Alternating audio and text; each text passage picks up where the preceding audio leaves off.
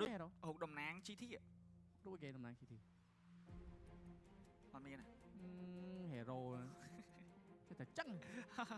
អូបាត់ផ្លឹប Niker រាវលើបាទចាឥឡូវចូលមកភ្លាមជាមួយនឹង Team Flash KX នៅ first pick ក៏ដូចជា Team Make នៅ second pick បាទ first pick ban ជាមួយនឹង Fervia Joy Lucas តយរមកខ្ចីបាទក៏មានការ ban chip Vanny បាទក៏ដូចជា van ទី3ហើយនឹង van Chosen Direct ពី Sale Baby ត្រូវពីក្រុមនេះសិតតែមានដៃចាំង color ទាំងពីរដែលប្រើប្រាស់ជាមួយនឹង High Micro Assassin ជាពិសេស Vanny ចឹងត្រូវតែ ban ចោលតែម្ដងទៅខ្ចីបាទអត់បានសុសិនណាទេសល់ Granger Suyu Oxygen នេះការចំនួននៅ Pro Sport លេងកាឌីតានិង Pasha គឺ Pasha លេងបានមួយហ្គេមគេលេងឲ្យលេងចឹងបាទលេงឲ្យលេងបាទ ban ចោលជានិរន្តរ៍The immortal one chose me to vanquish the shadow. Soyo first pick ពី Flash KA Lies Granger Granger ល្អមែនតើសម្រាប់គាត់ Harrod សាររត់ដែរណាសល់ Harrod ទៅលេង Harrod ទៅល្អទេបាទ Harrod Granger យកមួយណែចាំមើលជាមួយនឹង Coach Cell Baby អាចនឹងធ្វើការ pick Harrod ឲ្យឡាយឬក៏យ៉ាងណាហ្នឹងការតត Harrod ហ្មងកាត់ត Harrod ល្អយេចង់ចូលនេះចង់ចូលតារាដូចគូទី1ដែរ No ដើរផ្លូវចាស់តែ Cat God យ៉ាងនេះមកមានវត្តមានជីនបាទេបាទមកបែប solo Magic is my life រត់ចូល head យ៉ាអូបលែងនេះបដ ாய் បលែងកតោតឲ្យហ្មងទីចោល head ហើយ Ranger Granger កតោតឬក៏យ៉ាងណាសល់កតោតសល់ CC បាទ pick CC ក៏បានតែតម្រង់ pick off ត្រូវការមានអ្នក cover មួយអញ្ចឹងកតតក៏អាច cover បានដែរហ្គេមនេះបើសិនជាគេបោះទៅយើងជន់ជួយតែបើបោះកតតដឹងណាជួយទេហ្នឹងសល់ Hilo ទេនេះថាបោះ Hilo ធំ Hilo បានដាំង flow មួយនេះគាត់ចង់បានសម្រាប់ខាង Flash KX May you find tranquility in បាទដ battle. ងបោះចូលបាត់ដៃផ្ដៃឡាយយកមកហ្នឹងបាទស៊ីកំបោវិញជាមួយនឹងបាត់ជាមួយនឹងកំដាប់ដៃគុណខ្មែរភឿលុយសតបាទហើយយ៉ាងគូនេះក៏មិនមែនណយទេច្រើនដែរណាបាទទូតជនក៏មិនណោតាច់ដែរមកច្រើនដែរហ្នឹងនិយាយទៅការទស្សនានៅក្នុងសប្តាហ៍ទី1ថ្ងៃទី1ខ្ញុំមានអារម្មណ៍ថា audience ដូចតែនិយាយដែរថា audience នឹក MBL Upon the end. អូ Nolan អូបាទអូឲ្យសាក់ស៊ូបណ្ដោយអូត្រូវហើយបើគាត់អត់ pick slot ហ្នឹងអត់មាន assassin តាម farm មួយ Suyu ដែរសល់តែ alpha គាត់មានកតតគាត់លេងទេបាទ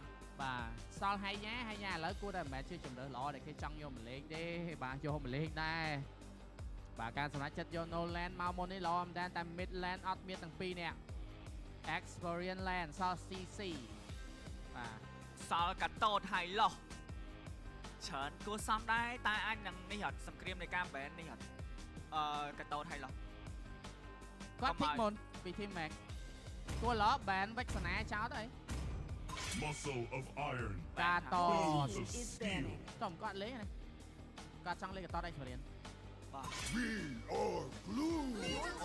ban glue អារីលេង glue អារីគាត់មាន signature hero របស់គាត់ដែរណាបាទអាលីក៏គាត់លេង Hilda លេងអីដែរព្រោះ game នេះសល់ Hilda យ៉ាបាទតែបើ Hilda នឹងមួយបាដាំងយើងដឹងហើយថាបាដាំងចាប់ឃុំជាប់គឺពិបាករត់តិចដោយសារតែគាត់អត់មានប្រភេទ skill បំលាស់ទីបាទ dash បាទអាចដកបាននោះទេចឹងបច្ចុប្បន្ននៃការ ban គីឡូមួយនេះគោលបំណងគាត់ចង់បាន high loss យកមកលេងឬក៏យ៉ាងណាតែបើ game នេះបើសិនជាខាង team make យក high loss មកលេងក៏បាក់ហត់ដែរនៅតែខ្ទាស់មួយបាត់ដែរមួយយ៉ាយល់ខាង flash ព្រោះតែពេលគេ ban គីឡូអត់ចង់ឲ្យមាន hero ជីកតោ Your team is banned អាយ៉ា ban balance ចោល ហ្វារមីយកមកលេងឬក៏បែបណាដែរព្រោះ Lucas អត់មានទេ experience land សល់តែ CC នេះ experience land ដែលគាត់អាចយកមក face លេងមកខៃនៅក្នុង team fight ដើម្បីលេងជាមួយនឹង head ទៅការ mid តែមាន damage ខ្ពស់ mid ខ្ពស់ពីខាង team Mac គាត់តែមានជាមួយនឹង Vexana ឬក៏ Pasha តែជា hero ល្អបំផុតជាផ្សេងមាន Dive តែបើសិនចង់ test ឈាមលេងជាមួយនឹង crowd control early game មាន AoE skill គឺមានជាមួយនឹង E បា បាទ បាទទៅជាងណាដែរ ចាំមើលសិនព្រោះដោយសារវត្តមានរបស់ធីមទាំងពីរឥឡូវកំពុងតែសម្រាប់ចិត្តជាមួយនឹងការ bet លូយីចុងក្រោយផងដែរបាទជាមួយនឹងខាងធីម Flash KA ដក high loss មកហើយអត់បង high តែ loss អត់ទេយក high loss មក ESP ដូចមិនសូវជាប៉ុន្មានដែរ high loss មកតំណមក counter stand តែ pick Pasha យក damage យកមក យ៉ា បាទ Pasha ដៃវែងភ្លាមបណ្ដាកុំភ្លេចណាគេមានជាមួយនឹង Selena តែ Selena បណ្ដាវាម្យ៉ាងម្នាក់ទេបើ pick Selena មកមានជាមួយនឹង Combo Snap Answer. Hilda Experience Land Mid Land ពី Oxygen តើគាត់នឹងចង់បានប្រភេទ hero បែបណាដែរ យល់សិនណាមកពេញសាច់ ហ្នឹងហើយតែក៏វាអត់សម្បូរមួយបដាងបើបដាងបានមាន Vexana បាន Kadita បាន Aurora គឺត្រូវហ្មង បាទ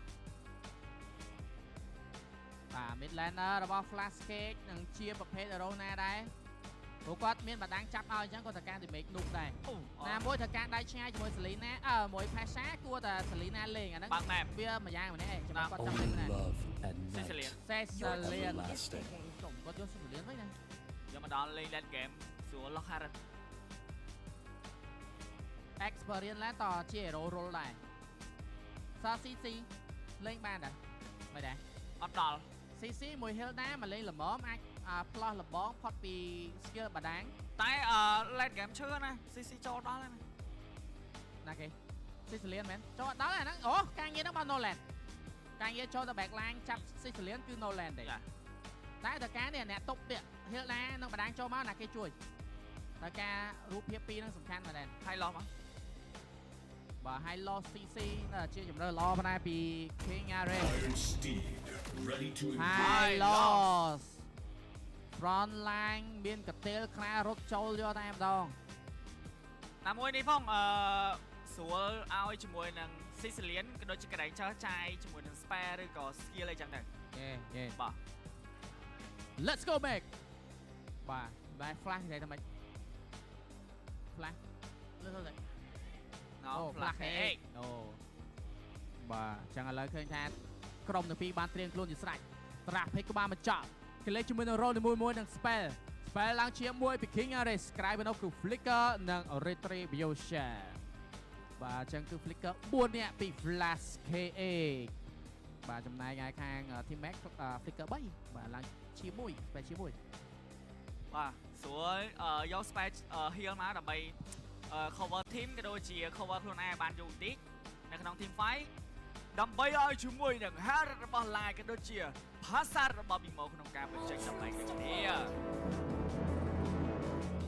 បាទ Welcome to ចឹង Mobile Legends. ក៏សូមស្វាគមន៍អ្នកទាំងអស់គ្នាមកកាន់គូទី2ក៏ដូចជា game ទី1រវាង team Flash Cake ប៉ះជាមួយនឹង team Max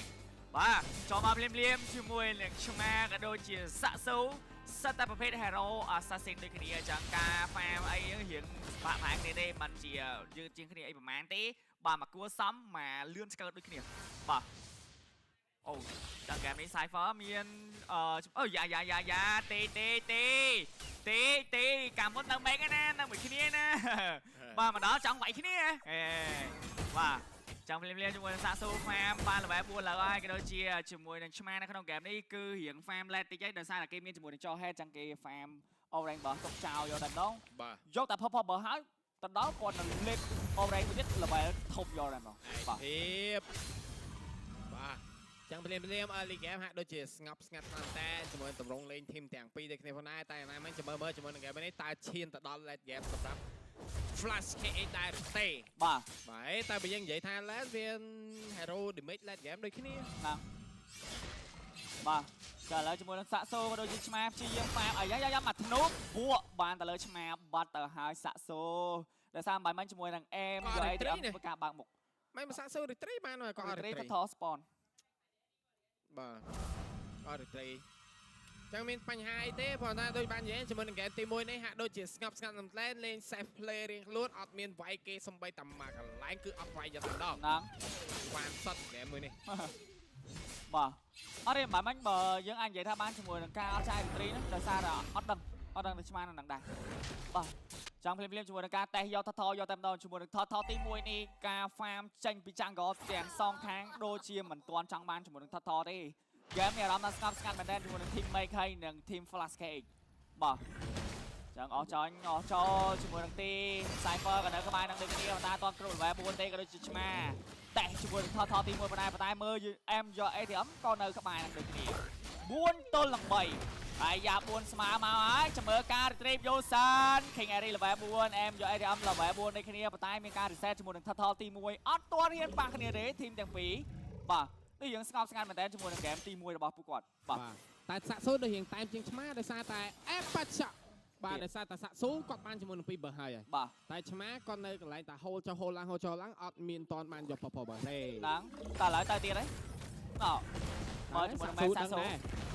ស៊ូគេដឹងបើសិនជាឆ្មានៅបន្តការចង់បានថតវិញមើលសាក់ស៊ូលួចបាទសាក់ស៊ូបាទអូលួចបានអូបាទថតនេះគេសុទ្ធចិត្តហូលចោលហ្មង Yes ដល់គេដើរហ្វាមកជុំយកហ្មងចំណេញលើគោកចំណេញយកតែម្ដងពីសមាជិករបស់ Team Mac អាយ៉ាមានអារម្មណ៍ថា team ទាំងពីរដូចជាអត់ទាន់បានវាយថតទេបាទ farm យកជាមួយនឹង objective យក level យកតែម្ដងជាមួយនឹង jungle ទាំងសងខាងឬយើងមើលជាមួយនឹង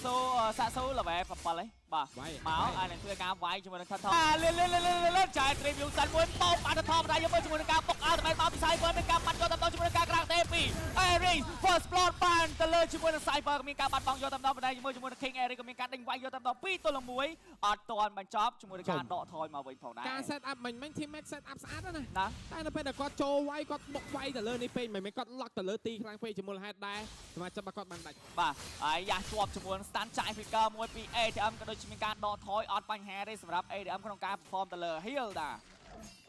បាទហ្គេមនេះវាយគ្នាតែអត់ទៅទេបាទឥឡូវមានការចូលមកជាមួយនឹងការយក jungle បានមួយគ្រាប់ទៀតបាទហើយពីសាក់ស៊ូនៅក្នុងហ្គេមនេះដូចជាមិនសូវជាសង្គ្រឹះថ្មិញឯប្រហែលទេបាទមកល្មមមកវាយយកតែ objective ក៏ដូចជា farm យក level តែម្ដងមកយកតែម្ដងពីទេធ្វើការកាប់អាស្គីយកតែម្ដងឲ្យយ៉ាឡមែនទេពីឆ្មាធ្វើការកាប់ជាមួយនឹង stand ក៏ដូចជាបានគៀទៅលើ oxygen ទេបាទចាញ់ជាមួយនឹងការបោកវាយយកតែម្ដងឲ្យតែឃើញ map Cypher ដើរញ៉ៃជាមួយនឹងការបាត់ចេញពីទីមកវិញដូចគ្នាបា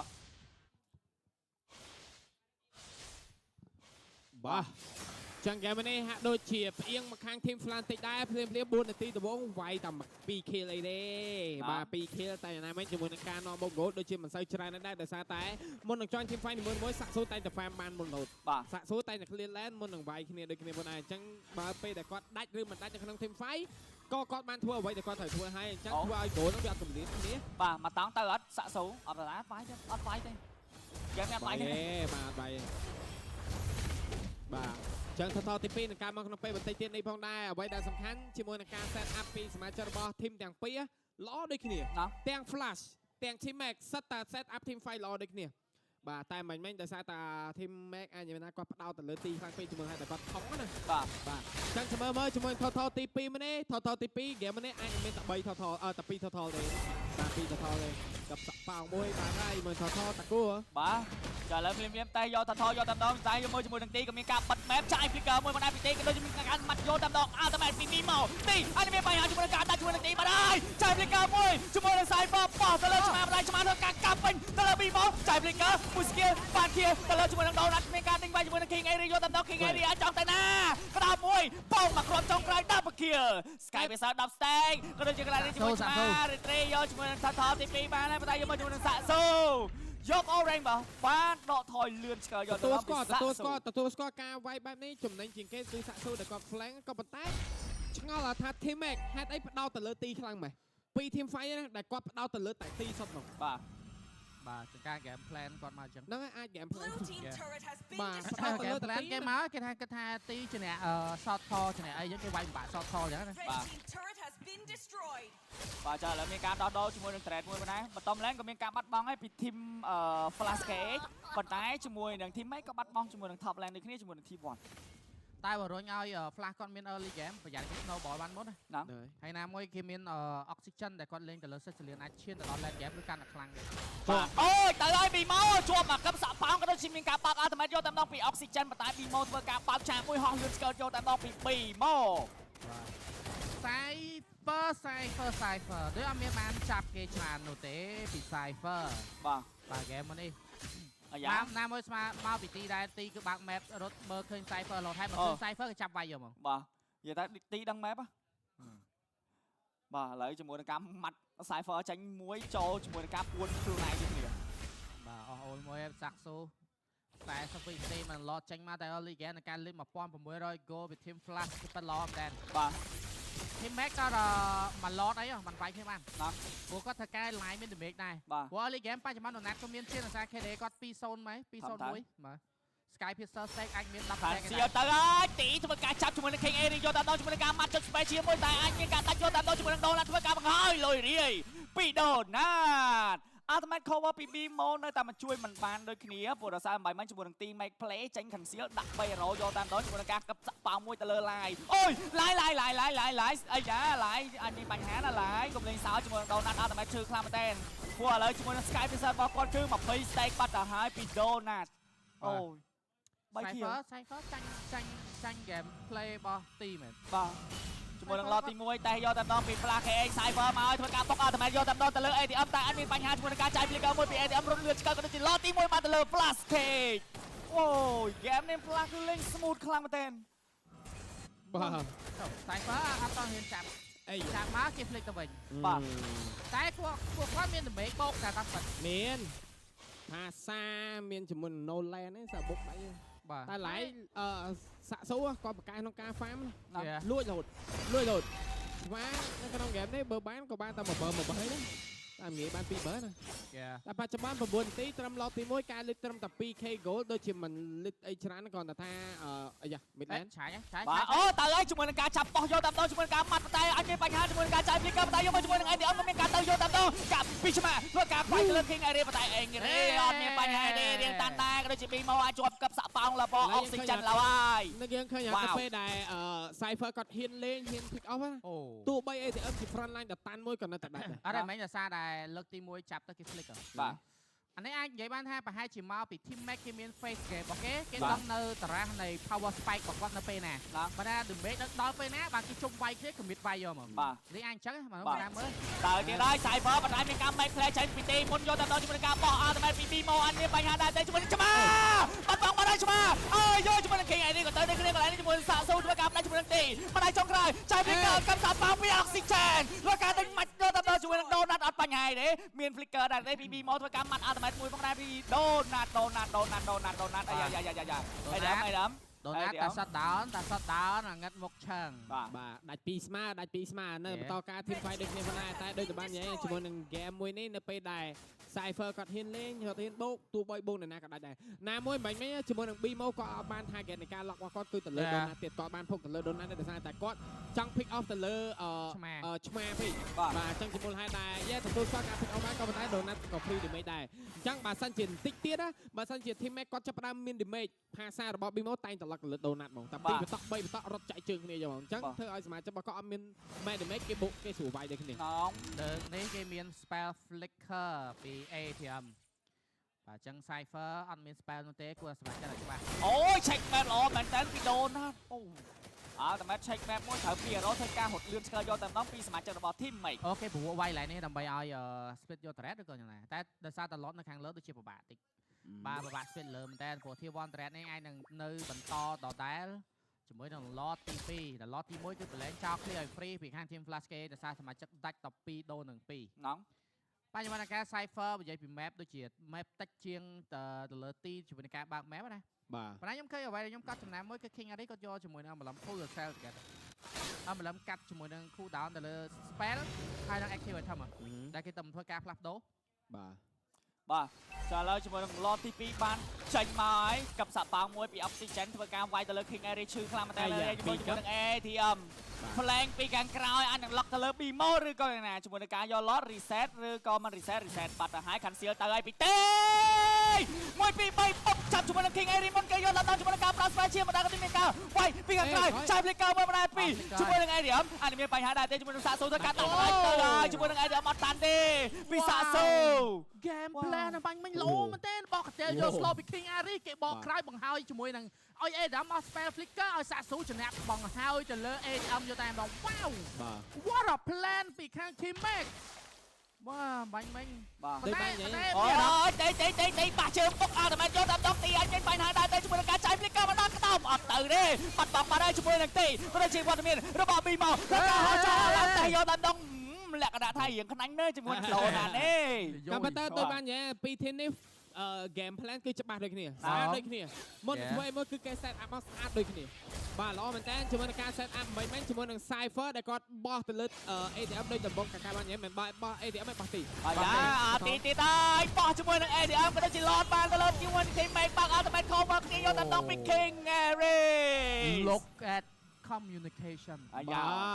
communication នេះសាហាវបង ដូចតែបាននិយាយជាមួយនឹង team match season នេះมันអាចមើលម្លងបានទេបាទมันអាចមើលម្លងព្រោះការលេងរបស់គេយ៉ាងល្អដូចគ្នាណាមួយយើងឃើញជាមួយនឹង speed farm របស់សាក់សួរលឿនជាងឆ្មាហ្នឹងបើយើងកន្លែងមើលលុយលឿនជាងលុយដាច់ 2000 លុយទៅលើឆ្មាទាំងដែល go មុនហ្នឹងគាត់ចាញ់ទៅលើ team slash ណាបាទឥឡូវជាមួយនឹង team 1 យកបានហើយពីវត្តមានរបស់ team make enemy បានយកជាមួយនឹង T2 បន្ថែមទៀតទៅហើយ Cypher ជាប់មួយម៉ាត់របស់ T បណ្ដាបុកជាមួយនឹង RT បីមិនអត់ចាញ់ទេជាមួយនឹងការបុកបណ្ដាទៀតបណ្ដាពី T ធ្វើការជាមួយនឹង cover ដូចគ្នាគេបេតនោះទេ Lord នេះយកបាន Tier 3គឺជាផលសម្ដែងមានការកាក់មីននៅខាងលើក៏ដូចជារុញមីនបុកជាមួយនឹង Tier 1 និង Tier 2 Go ដែលទាញយកមកវិញ 2K បច្ចុប្បន្នការក្រាបទេទៅហើយពី King Harry Oxygen ធ្វើការកដោបកោបសក់ផងយកតាមដងជាមួយនឹង Cypher បន្តអត់បញ្ហាទេជាមួយនឹង T2 ក៏មានការយកបានបណ្ដាជាមួយនឹង ATM ក៏មានការទៅយកតាមដង ATM ចង់ flank ពីខាងក្រៅគេដឹងមុនជាមួយនឹងការម៉ាត់ចាញ់ពីសាក់ស៊ូដើម្បីចាញ់មកទាំងកង់យកតាមដងបាទអាតមែនពីមកទៅជាមួយនឹង game នេះអាចមានការយកបាន T3 ដែរទេមានការដកថយក៏ដូចជា clear ជាមួយនឹង land បានល្អខ្លាំងតែពីវត្តមានរបស់ team គាត់តាន់ណាទី1គាត់អត់មាន spell flicker ទៀតហើយគាត់ត្រូវមើលឲ្យធំថាសាក់ស៊ូមានប្រលេះហេតុតែស៊ីចឹងទីមេឃតាមមួយផ្លែតគាត់ទៅយកមកអូសំខាន់គាត់ចេញ AC នៅបាទបើគាត់មាន AC អាចទប់បានណាមួយ damage បច្ចុប្បន្នមាន BMO មាន live សិតតែជា damage ដែលនុក damage ដែរចឹងបើសិនជាគាត់នៅតែឲ្យដើរ front line ឬមួយក៏ឲ្យសមាជិករបស់ team match ចាប់បានណាម៉ាំងគឺទៅយកតែបងដូចឥឡូវដូចខ្ញុំនិយាយអត់ណៃកានៅ early game គាត់អត់ចង់វាយអូគាត់អត់ចង់វាយគឺដោយសារតែ damage គាត់អត់តន់ដល់ជាមួយនឹងការបោះចូលមកគឺគេតែងតែបេតគាត់ដោយសារចាយជាមួយ spell ក៏ដូចជាការចាប់មកពីទីតែនៅពេលដែលគាត់មាន damage គ្រប់គ្រាន់នៅទី1អាចមានឱកាសរុញឲ្យសមាជិកដែលចូលមកជួយនឹងអត់ហ៊ានចូលជួយទី2មាន damage វាយទៅលើ backline ដូចជា ATM អញ្ចឹងដល់គាត់ដឹងថាគាត់ត្រូវលេង first game នៅដល់នាទីប៉ុណ្ណាដែលជា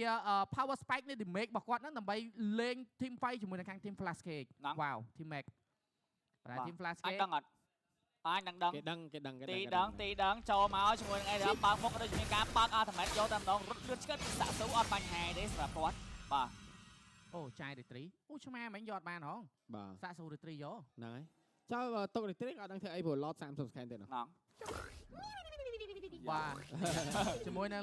emote liquid ដោមានអារម្មណ៍ថា emote ហ្នឹងដូចជានេះហ្នឹងឌឺចាប់ដើមឌឺទៀតនេះណង emote ហ្នឹង emote លើគេចាញ់អាឌឺបានឡើយខ្ញុំដល់ផ្ទះតិចមួយដែរមកដល់ផ្ទះសំមេមួយដែរតែមួយហ្នឹងខ្ញុំទិញទាំងអស់ហ្មងអូកប់ទាំងអស់ហ្វីលីពីនដូចជាមានពួនហីដូមានពួនហីចឹងដល់សំមេអ្នកមើលនេះណងសំមេយើងនៅក្រោមហ្មងអត់ចេះស្ដាប់ខ្មែរអត់ចេះស្ដាប់ខ្មែរបាទ I love you and I love your diamond បាទចាឥឡូវភ្លាមជាមួយនឹង Lord ក៏មានការ spawn មកវិញគ្នារយៈពេល15នាទីហើយទីបាទ Mate take មើលជាមួយនឹង King Aris ក៏នៅនឹងដូចគ្នាតែ game អីរំតាន់អត់ game នេះបើសិនជាអាចខ្ញុំជឿថា team match នឹងលេងធ្វើមិនឲ្យមាន pressure គេធ្វើចឹងគេនឹ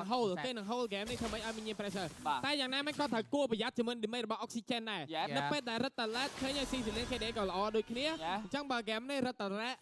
តរត់តែប្របាក់របស់ Sicilian របស់ oxygen បាទមានខាងលើក៏រៀង pressure រុញដែរខាងក្រោមរុញទៅlook at that ហ្នឹង look at that និយាយទៅតាំងពីថតវ៉ាន់នេះអត់គេលួចអូរ៉ាញ់មើល Hill ដែរ AC ដែរតែគាត់តែការធ្វើ line មួយទៀតមិនតបជាប់ damage នោះឈឺខ្លាំងពេកបាទហើយ focus smack ដែលជាអំឡំរបស់ទីគាត់យកបន្ថែម damage ដានទៅលើ enemy 6% នៅពេលដែលយើងប្រើ skill ហើយបូក move speed យើង 10% ទៀតបាទអូយមាន pressure team flash ខ្ញុំសម័យរូបភាពមាន pressure ហ្មងជាពិសេសគឺកន្លងសាក់ស៊ូបាត់តងអីទេអត់មានបញ្ហាដែរទេជាមួយនឹង King Airy ជាប់ជាមួយនឹង stand បាត់អត់ទេអត់បាត់ហើយ ultimate ពី King Airy ធ្វើការវាយទៅលើ ATM យកតាមដងជាមួយនឹង2 Monarchy ធ្វើការដាក់ ultimate បន្ថែមមានការចាយ flicker លឿនស្គាល់យកតាមដង ultimate ពីដូណាត់ធ្វើការដាក់ជាមួយនឹង King Airy ទីលំខ្លួនម៉ាត់ក្តាប់ដៃយកតាមដងជាមួយនឹង K1 ខ្លួនឯងបន្ថែមសាក់ស៊ូចូលទៅដល់2 minuses ជាមួយនឹងការផ្ដាច់ទៅលើទីដូចគ្នាអូចិត្តត្រជាក់ដូចគ្នាប៉ុន្តែនៅកលងទីមួយដដែលអូយខកក្រោយអូយ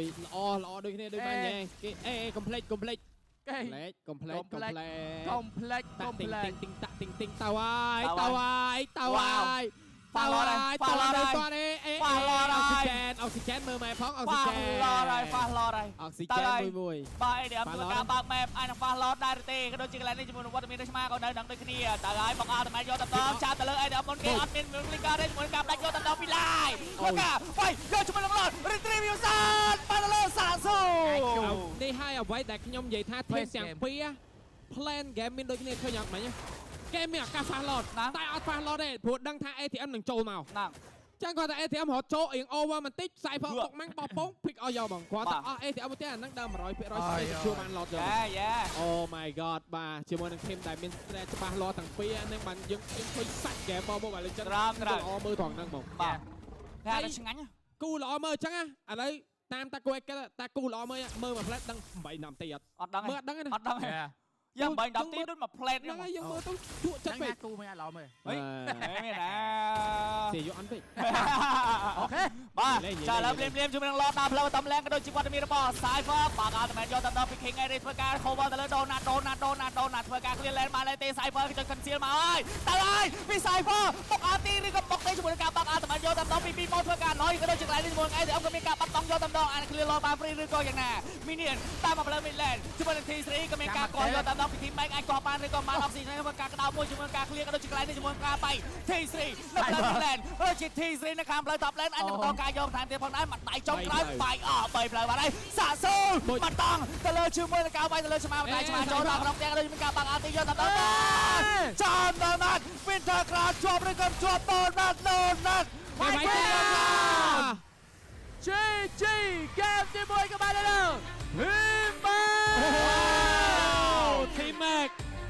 Team Mac អត់អាចលេងសើចបានទេដោយតែបាននិយាយ